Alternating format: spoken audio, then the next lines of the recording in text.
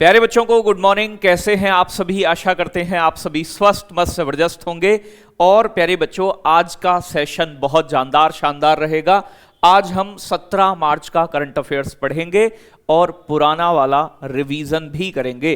तो जल्दी से एक बार सभी बच्चे सेशन से जुड़ेंगे और सेशन अच्छा लगे तो लाइक शेयर जरूर करिएगा, क्योंकि आने वाले सभी कॉम्पिटिटिव एग्जाम के जितने भी करंट अफेयर्स के प्रश्न हैं आपको क्लास से ही मिलेंगे और स्टैटिक भी साथ के साथ हम डिस्कस करते हैं। तो प्यारे बच्चों स्टार्ट करते हैं। हाल ही में भारत ने यूनेस्को के लिए प्यारे बच्चों अनंतिम सूची में कितनी संपत्तियों को जोड़ा है? तो भैया जी, जो प्रोविजनल लिस्ट आई है ना यूनेस्को की, तो प्रोविजनल लिस्ट में भारत की कितनी हेरिटेज शामिल की गई हैं? ऑप्शन ए होगा आपका बच्चों आपका 5, बी 4, सी 6 या फिर डी 7। सही जवाब है 6 को प्रोविजनल लिस्ट में शामिल किया गया है, 6 संपत्तियों को। अभी देखेंगे एक बार। तो प्यारे बच्चों, यूनेस्को के विश्व धरोहर केंद्र द्वारा भारत की अस्थायी सूची में 6 संपत्तियों को, 6 हेरिटेज को शामिल किया गया है, जिससे देश में अस्थायी स्थलों की कुल संख्या बढ़कर 62 हो गई है, प्रोविजनल साइट्स की संख्या। जबकि यूनेस्को की स्थापना की बात करें तो United Nations Educational Scientific and Cultural Organisation इसका पूरा नाम होता है। 16 नवंबर 1945 को यूनेस्को की स्थापना हुई थी। इसका हेडक्वार्टर बेटा पेरिस फ्रांस के अंदर है। यूनेस्को के वर्तमान में सदस्य देश 193 हैं और 11 सहयोगी सदस्य देश हैं। इसके वर्तमान महानिदेशक डायरेक्टर जनरल आंद्रे ओजेले हैं या ओजोले, ठीक है। तो भैया आंद्रे जी इसके क्या हैं? अभी डायरेक्टर जनरल हैं यूनेस्को के। प्यारे बच्चों, भारत में वैसे 43 हेरिटेज साइट हैं जो परमानेंट वाली हैं। इनमें से 35 सांस्कृतिक हैं, 7 जो हैं प्राकृतिक हैं और कंचनजंगा एकमात्र जो है मिश्रित हेरिटेज साइट है। ये वो 6 हैं जिन्हें अभी प्यारे बच्चों जोड़ा गया है, ठीक है ना। कांगेर घाटी नेशनल पार्क छत्तीसगढ़ का टेम्परेरी तौर पे। प्यारे बच्चों, मुदुमल मेगालिथिक मेन हिर ये तेलंगाना का है। अशोक के शिलालेख स्थल, ये किसी एक राज्य में नहीं है, जहां भी मिलते हैं अशोक के शिलालेख सबको शामिल किया गया है। प्यारे बच्चों, 64 योगिनी मंदिर, ये भी कई सारे राज्यों में है। प्यारे बच्चों, गुप्त मंदिर जो कि उत्तर भारत के जितने भी गुप्त मंदिर हैं। प्यारे बच्चों, बुंदेलों के महल किले, मध्य प्रदेश और उत्तर प्रदेश में जो बुंदेलों के महल और किले थे उन्हें शामिल किया गया है। तो ये 6 जो है टेम्परेरी तौर पर शामिल की गई हैं। आगे बात करें, ये कह रहा है उत्तर प्रदेश सरकार ने कहां देश का पहला प्यारे बच्चों स्थायी कलाग्राम स्थापित करने का निर्णय लिया है? तो यूपी गवर्नमेंट ने कहां पर? अयोध्या के अंदर, प्रयागराज के अंदर, वाराणसी के अंदर, मथुरा के अंदर। सही जवाब होगा ऑप्शन नंबर बी, यानी कि प्रयागराज में। तो बात की जाए, प्रयागराज में बनेगा देश का पहला स्थायी प्यारे बच्चों कलाग्राम। 11 मार्च को उत्तर प्रदेश सरकार ने प्रयागराज में देश का पहला स्थायी कलाग्राम स्थापित करने का निर्णय किया है। राजधानी क्या है यूपी की? लखनऊ है। राज्यपाल आनंदीबेन पटेल हैं। यानी कि बच्चों उत्तर प्रदेश के मुख्यमंत्री अभी कौन है? योगी आदित्यनाथ। प्रदेश के अंदर सबसे ज्यादा 80 लोकसभा सीटें हैं, 403 बेटा आपकी विधानसभा की सीटें हैं। और राज्यसभा की अगर बात की जाए तो राज्यसभा की भी यूपी में प्यारे बच्चों सबसे ज्यादा सीटें हैं हमारे देश के अंदर, टोटल मिलाकर 31 और यूपी में एकमात्र नेशनल पार्क है दुधवा नेशनल पार्क, जो कि लखीमपुर खीरी के अंदर आता है। आगे बात करें, हाल ही में किसने 15वीं हॉकी इंडिया सीनियर महिला राष्ट्रीय चैंपियनशिप जीत ली है? तो प्यारे बच्चों, कौन सी? मिजोरम ने जीती है, झारखंड ने, महाराष्ट्र ने, हरियाणा ने। तो प्यारे बच्चों, झारखंड ने जीती है बेटा 15वीं हॉकी इंडिया सीनियर महिला राष्ट्रीय चैंपियनशिप। तो झारखंड ने फाइनल में गत चैंपियन, पिछली बार की चैंपियन रही हॉकी हरियाणा को हराकर 15वीं हॉकी इंडिया सीनियर महिला राष्ट्रीय चैंपियनशिप 2025 का खिताब जीत लिया है। फाइनल मैच 12 मार्च 2025 को हरियाणा के पंचकुला में स्थित ताऊ देवी लाल कॉम्प्लेक्स जो स्टेडियम है यहां पर खेला गया था। झारखंड की राजधानी रांची है। यहां के मुख्यमंत्री हेमंत सोरेन हैं। यहां के राज्यपाल संतोष कुमार गंगवार हैं। यहां पर लोकसभा की 14 और विधानसभा की 81 सीटें हैं झारखंड में।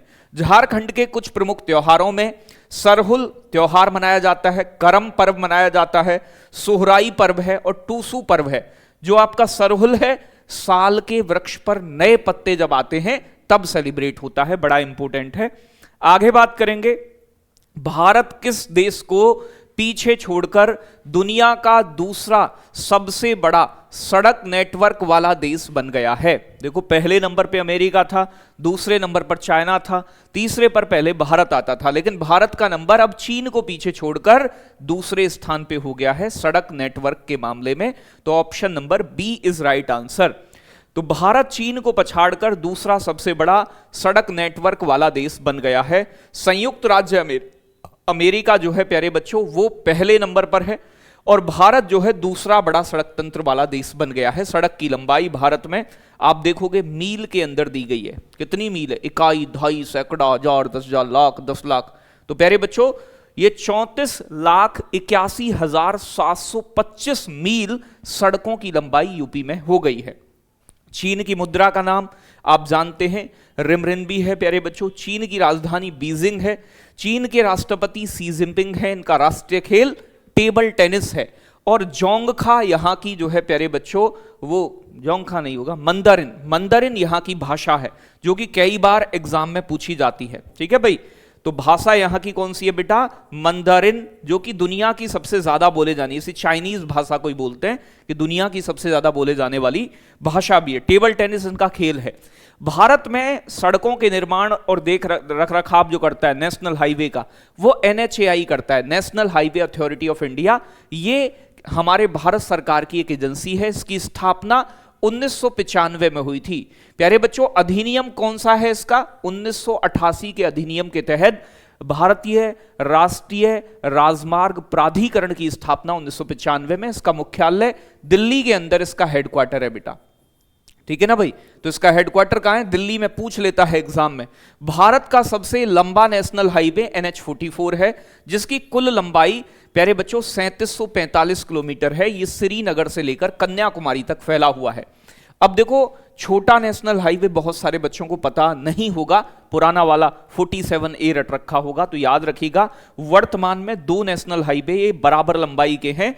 यानी कि भारत का सबसे छोटा नेशनल हाईवे एक तो NH548 है और एक NH118 है। ये दोनों ही 5 किलोमीटर लंबे हैं। NH548 जो है महाराष्ट्र के अंदर है और ये प्यारे बच्चों झारखंड के अंदर है आपका NH118। तो ये सबसे छोटे नेशनल हाईवे हैं। ये एग्जाम में प्रश्न आ चुके हैं। आगे बात की जाए, प्रत्येक वर्ष किस तारीख को अंतरराष्ट्रीय गणित दिवस मनाया जाता है? 12 मार्च को मनाते हैं, 13 मार्च को मनाते हैं, 14 मार्च को मनाते हैं या फिर 15 मार्च को मनाते हैं? तो प्यारे बच्चों, हर साल, जिसे पाई दिवस भी बोलते हैं अंतरराष्ट्रीय गणित दिवस को, यह हर साल 14 मार्च को सेलिब्रेट किया जाता है। ऑप्शन नंबर हो जाएगा सी वाला राइट आंसर। तो प्यारे बच्चों, हर साल 14 मार्च को गणित का अंतरराष्ट्रीय दिवस, जिसे पाई दिवस के रूप में भी जानते हैं, मनाया जाता है। पाई दिवस 2025 का या गणित दिवस 2025 की जो थीम है, रोजमर्रा की जिंदगी में गणित। तो हमारी डेली लाइफ में गणित की इंपॉर्टेंस क्या है? आप कुछ खरीदने जाओ तो हिसाब किताब के लिए भी मैथ आना चाहिए, थोड़ा बहुत तो आना चाहिए ना। अंतरराष्ट्रीय गणित दिवस जो है, इसे यूनेस्को ने 26 नवंबर 2019 को अपने 40वें महाअधिवेशन में घोषित किया था और पहली बार इसे 14 मार्च 2020 को सेलिब्रेट किया गया। अगर बात की जाए, हर साल 22 दिसंबर को भारत का राष्ट्रीय गणित दिवस मनाया जाता है। इस जो महान भारतीय गणितज्ञ श्रीनिवास रामानुजन की जयंती के रूप में मनाते हैं। तो राष्ट्रीय गणित दिवस, रामानुजन की जयंती, ये भी एग्जाम में आया है 22 दिसंबर। अंतरराष्ट्रीय गणित दिवस या पाई दिवस 14 मार्च को याद रखना है। विश्व उपभोक्ता अधिकार दिवस 2025 कब मनाया गया है? तो when is world consumer rights day. आप एक कंज्यूमर हैं तो आपके राइट्स होने चाहिए, अधिकार होने चाहिए। उन्हीं के प्रति जागरूक करने के लिए हर साल प्यारे बच्चों 15 मार्च को क्या मनाया जाता है? तो विश्व उपभोक्ता अधिकार दिवस। Option number D is right answer. तो भैया जी, विश्व उपभोक्ता अधिकार दिवस हर वर्ष कब मनाया जाता है? 15 मार्च को मनाया जाता है। इस बार की थीम रही है न्याय संगत परिवर्तन के लिए सतत जीवन शैली। तो ये 2025 की थीम है विश्व उपभोक्ता अधिकार दिवस की, और ये इंपॉर्टेंट है, एग्जाम में ऐसी थीम पूछ लेता है। प्यारे बच्चों, और दिवस की बात करें तो 8 मार्च को अंतर्राष्ट्रीय महिला दिवस मनाते हैं, 15 मार्च को अभी बता रहे हैं विश्व उपभोक्ता अधिकार दिवस, 16 मार्च का दिन भी इंपॉर्टेंट है, राष्ट्रीय टीकाकरण, 20 मार्च को विश्व गौरैया चिड़िया के लिए दिवस मनाया जाता है, 21 तारीख को विश्व वन दिवस बहुत इंपॉर्टेंट है, और विश्व कविता दिवस, दोनों दिवस हैं। 22 मार्च को विश्व जल दिवस है, 23 मार्च को विश्व मौसम विज्ञान दिवस मनाया जाता है, और प्यारे बच्चों 23 मार्च को मौसम विज्ञान, 24 तारीख को क्षय रोग टीबी डे। प्यारे बच्चों 27 मार्च को विश्व रंगमंच दिवस। ये कई बार एग्जाम में आता है कि विश्व रंगमंच दिवस कब मनाते हैं, जवाब आएगा 27 मार्च। आगे बात की जाए, कौन सा देश संघाई कॉरपोरेशन संगठन जो है प्यारे बच्चों SCO 2025 की रक्षा बैठक की मेजबानी करेगा? तो जो संघाई सहयोग संगठन है उसकी रक्षा बैठक 2025 की मेजबानी भारत करेगा, चीन करेगा, बेलारूस करेगा, या फिर प्यारे बच्चों फिर से चीन है तो इसे और बांग्लादेश या कोई और देश कर सकते हैं। ठीक है भाई, तो यहां बांग्लादेश कर दीजिएगा एक ऑप्शन में। तो प्यारे बच्चों सही जवाब होगा ऑप्शन नंबर बी, यानी कि आपका चाइना। ठीक है भाई, चीन के द्वारा SCO के रक्षा अधिकारियों की 26-27 मार्च 2025 को चीन के प्यारे बच्चे किंगदाओ में मिलेंगे आपस में। चीन शरद ऋतु में प्यारे बच्चों तियानजिन में SCO नेताओं के शिखर सम्मेलन की मेजबानी करने की योजना बना रहा है। 2025 के SCO प्रेसिडेंसी के लिए चीन ने प्यारे बच्चों उप holding the Shanghai spirit SCO on the move विषय वस्तु थीम चुनी है, और 2025 को SCO ईयर ऑफ प्यारे बच्चों सस्टेनेबल डेवलपमेंट भी घोषित किया गया है। प्यारे बच्चों अगर संघाई सहयोग संगठन की बात करें तो इसकी स्थापना 15 जून 2001 को प्यारे बच्चों चीन और रूस के द्वारा की गई थी। यह एक राजनीतिक, आर्थिक, अंतरराष्ट्रीय सुरक्षा और रक्षा का संगठन है। SCO का मुख्यालय कहां है? बीजिंग चाइना के अंदर। इसमें 10 सदस्य देश हैं अब इस समय, और 10वां सदस्य देश जो बना था ना बेटा हाल ही में, वो बेलारूस बना है नया। तो ये इंपॉर्टेंट हो सकता है एग्जाम के लिए। कौन कौन से देश हैं? बेलारूस, चीन, Bharat, Iran, Kazakhstan, Kyrgyzstan, Pakistan, रूस, तजिकिस्तान और उज्बेकिस्तान इसके सदस्य देश हैं। इसके 2 प्यारे बच्चों पर्यवेक्षक देश भी हैं, अफगानिस्तान और मंगोलिया, और 14 संवाद साझेदार भी हैं। तो टोटल मिला के परमानेंट मेंबर इसके 10 हैं, और 10वां बना है बेलारूस। भारत ने पहली अन्वेषण लाइसेंस नीलामी और AI हैकाथॉन का शुभारंभ कहां किया है? तो प्यारे बच्चों अगर बात की जाए कोलकाता के अंदर, जयपुर के अंदर, गोवा के अंदर या फिर दिल्ली के अंदर, तो प्यारे बच्चों ये आयोजन हो रहा है गोवा के अंदर, ऑप्शन नंबर सी। तो भैया भारत ने गहरे खनिज भंडारों को खोलने के लिए जो गहराई में मौजूद हैं 13 मार्च 2025 को गोवा में अपनी पहली अन्वेषण लाइसेंस नीलामी शुरू की है। अन्वेषण मतलब जो खोज करने के लिए नीलामी होती है, जो गहराई में खनिज मौजूद होते हैं। AI हैकाथॉन 2025 ने टिकाऊ खनन प्रथाओं को बढ़ाने के लिए AI का उपयोग करके खनिज ढूंढने पर, लक्ष्यीकरण पर ध्यान केंद्रित किया है। तो AI का उपयोग भी अब किया जाएगा। नीलामी में 10 राज्यों के 13 खनिज ब्लॉक शामिल हैं, जिसमें सोना, तांबा, हीरा प्यारे बच्चों और वेनेडियम नामक खनिज इसमें खोजे जाएंगे। बेसिकली हमारे देश में खनिजों को खोजने का काम जो सरकारी कंपनी करती है उसका नाम है राष्ट्रीय खनिज विकास निगम। प्यारे बच्चों नेशनल मिनरल्स डेवलपमेंट कॉर्पोरेशन, प्यारे बच्चों इसकी स्थापना 1958 में हुई। इसका मुख्यालय हैदराबाद में, ये भी एग्जाम में आ चुका है कई बार। आगे बात करेंगे, हाल ही में किस बैंक ने प्रवाह और सारथी पहल के लिए डिजिटल परिवर्तन पुरस्कार 2025 जीता है? तो कौन से बैंक ने? बैंक ऑफ इंडिया ने, बैंक ये यूको बैंक है आपका, बैंक ऑफ बड़ौदा है, या फिर भारतीय रिजर्व बैंक है।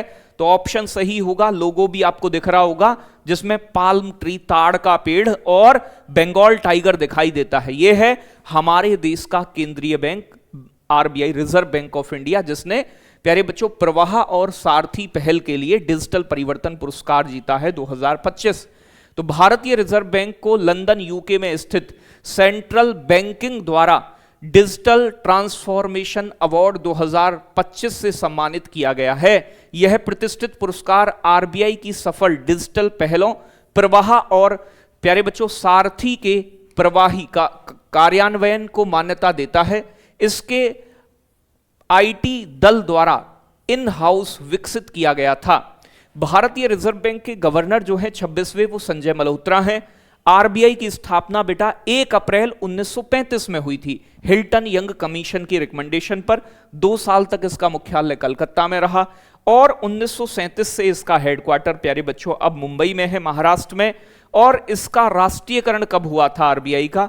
तो आरबीआई का राष्ट्रीयकरण बेटा आपका हुआ था 1 अप्रैल 1949 में, 1949 में इसको राष्ट्रीयकृत कर दिया गया, सरकारी बना दिया गया। आगे बात करेंगे प्यारे बच्चों, आगे बात करें। अच्छा सॉरी शक्तिमान, ये 1 जनवरी होगा, ठीक है ना, 1 जनवरी 1949 में हुआ था, मैंने गलती से अप्रैल बोल दिया है तो उसे करेक्ट कर लीजिएगा। हाल ही में किसे टाटा कम्युनिकेशंस का चेयरमैन नियुक्त किया गया है? प्यारे बच्चों एन गणपति सुब्रमण्यम को, जेआरडी टाटा को, एन चंद्रशेखरन को या रतन टाटा को? तो रतन टाटा जी की तो हाल ही में आप जानते हैं डेथ हो गई। और टाटा कम्युनिकेशन के चेयरमैन के रूप में नियुक्त किया गया है एन गणपति सुब्रमण्यम को।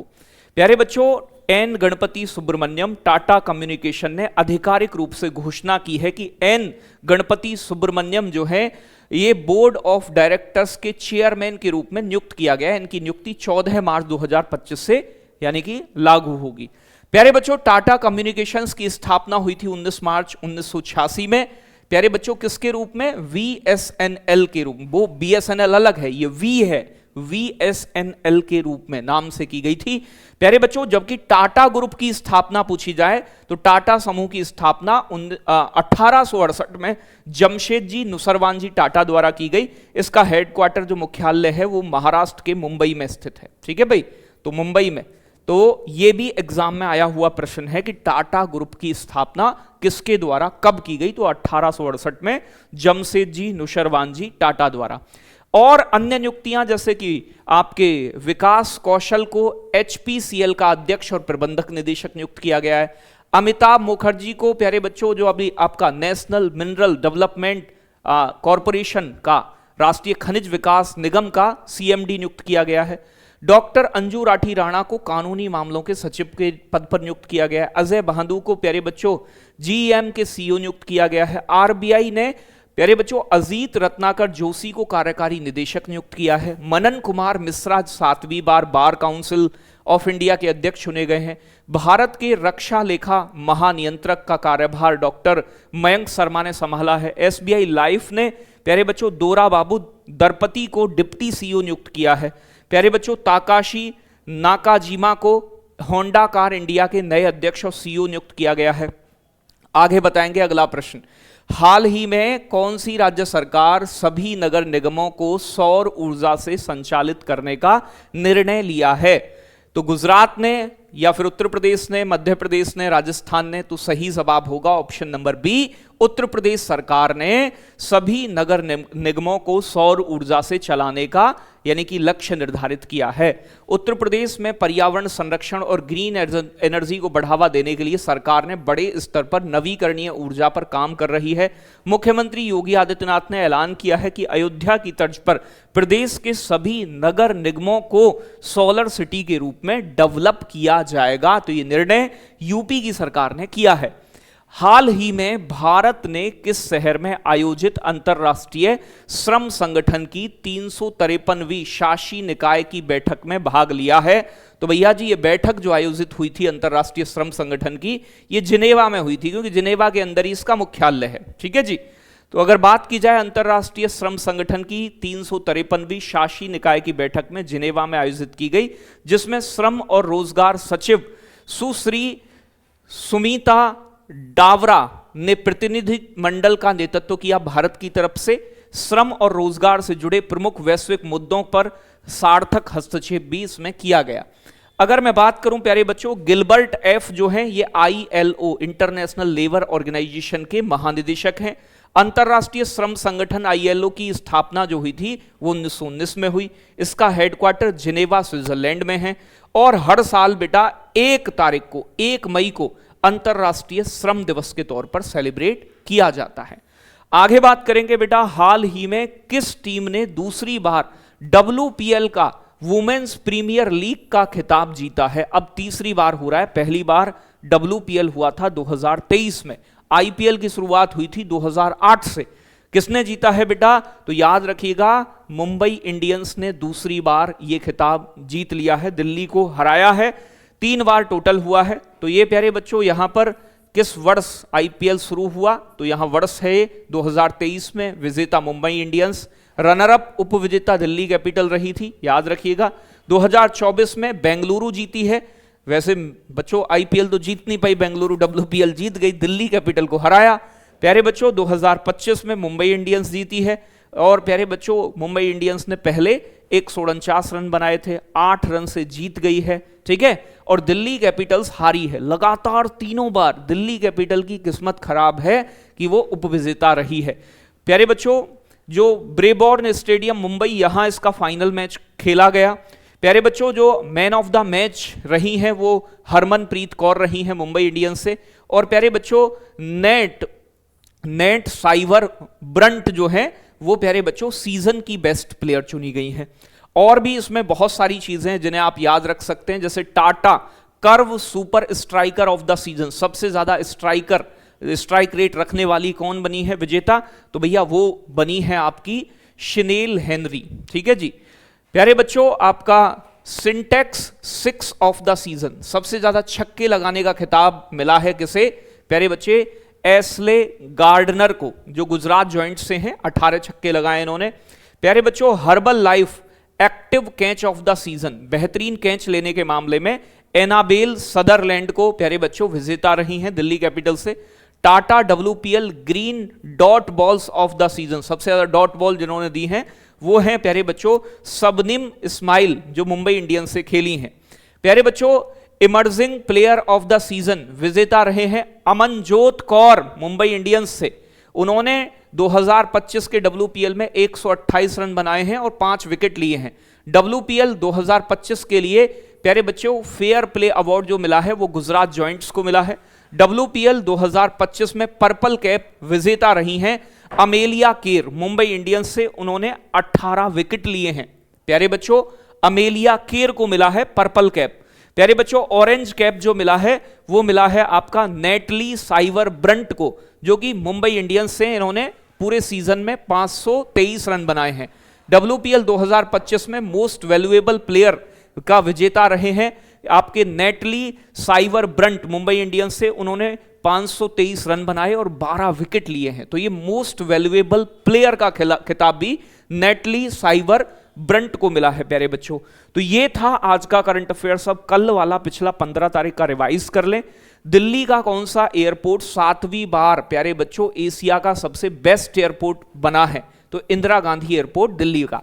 कौन सा देश दुबई में FDI फॉरेन डायरेक्ट इन्वेस्टमेंट करने वाला सर्वाधिक देश बन गया? मतलब सबसे ज्यादा दुबई के अंदर FDI किस देश ने किया है? तो भारत ने सबसे ज्यादा दुबई में FDI किया है। भारत में कौन करता है? सिंगापुर करता है। आप जानते हैं कि भारत में किस देश से प्राप्त हुआ है? तो सिंगापुर से। फरवरी के लिए ICC player of the month किसे चुना गया है? तो सुमन गिल को। तो याद रखिएगा फरवरी माह के लिए ICC player of the month Suman Gill.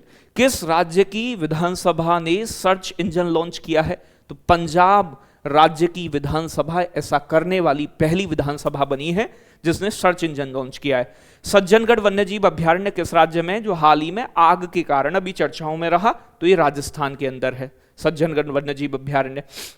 हाल ही में खबरों में रहा फ्यूगो ज्वालामुखी किस देश में स्थित है? तो ग्वाटेमाला के अंदर है, जिसमें हाल ही में विस्फोट देखने को मिला है। हाल ही में किस राज्य सरकार ने बजट में लोगो के रूप में रुपए के स्थान पर तमिल प्रतीक चिन्ह को अपनाया है? तो आप जानते हैं तमिलनाडु के साथ प्यारे बच्चों, तमिल भाषी लोगों के साथ और हिंदी के बीच में मेरा डिस्प्यूट रहा है, कई बार विवाद भी हुए हैं। तो तमिलनाडु सरकार ने अभी बजट में रुपए का जो लोगो है इसे हटाकर अपने तमिल भाषी प्रतीक का इस्तेमाल किया है। हाल ही में जल स्थिरता सम्मेलन 2025 का उद्घाटन कहां हुआ है बेटा? नई दिल्ली के अंदर हुआ है। हाल ही में देश का पहला स्थायी कलाग्राम कहां बनेगा? तो प्रयागराज के अंदर बनेगा बेटा। हाल ही में भारत का वन क्षेत्र बढ़कर कितने प्रतिशत हो गया है? तो बच्चों 25.17%। और सबसे ज्यादा वन मध्य प्रदेश में, परसेंटेज के मामले में लक्षद्वीप यूनियन टेरिटरी और मिजोरम राज्य है। हाल ही में विश्व स्तर पर महिलाओं की सबसे बड़ी, प्यारे बच्चों, सभाओं में से एक अटुकल पोंगला का आयोजन कहां हुआ है? तो ये केरल के अंदर हुआ है। ये महिलाओं की एक सभा होती है, एक प्रकार का उत्सव है। हाल ही में किसने शांति और स्थिरता के लिए गोल्ड मरकरी अवार्ड जीता है? तो दलाई लामा, जो 14वें दलाई लामा है, इन्होंने, तिब्बती धर्मगुरु। मार्च 2025 में स्वतंत्र भारत में सर्वोच्च न्यायालय के पहले न्यायाधीश न्यायमूर्ति वी रामास्वामी का 96 वर्ष की उम्र में हाल ही में निधन हो गया। इनके खिलाफ भारत में पहले व्यक्ति हैं, ये पहले सुप्रीम कोर्ट के न्यायाधीश हैं जिनके खिलाफ महाभियोग का प्रस्ताव आया था। तो इनके खिलाफ महाभियोग का प्रस्ताव किस वर्ष आया था? 1993 में आया था, लेकिन ये पास नहीं हो पाया था। खेलो इंडिया विंटर गेम्स 2025 में मेडल टैली में रैंक 1 पर कौन रहा है? तो खेलो इंडिया विंटर गेम्स का आयोजन पहली बार कब हुआ था? 2020 में। और भारतीय सेना, प्यारे बच्चों, जो रही है वो टॉप पर रही है, मतलब पहले नंबर पर रही है इस बार, याद रखिएगा। ठीक है जी, चलो आगे बढ़ें। तो होमवर्क का प्रश्न आ जाता है आपका, अरुणाचल प्रदेश को 1972 तक किस नाम से जाना जाता था? यह आपको कमेंट करके बताना है। और अरुणाचल प्रदेश को पूर्ण राज्य का दर्जा किस वर्ष मिला? यह भी आप मुझे कमेंट सेक्शन में कमेंट करके बताओगे। यह होमवर्क का प्रश्न है आपके लिए, तो बताएंगे। और कैसा लगा सेशन ये भी बताएंगे कमेंट में। उम्मीद है सेशन अच्छा लगा होगा। सभी बच्चों को नमस्कार, धन्यवाद, बहुत सारा प्यार, love you, take care, bye bye बच्चों।